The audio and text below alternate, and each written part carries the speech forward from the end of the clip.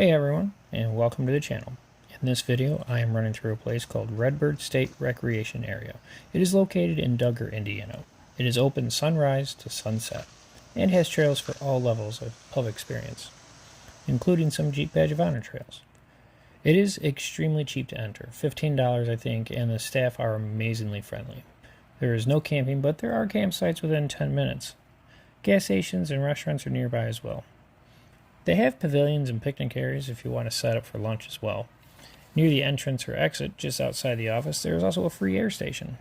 I'll drop the office location in the description below. I've heard people say it can be pretty busy on the weekends, and during times of rain, this place can turn into a mud bog or a swamp.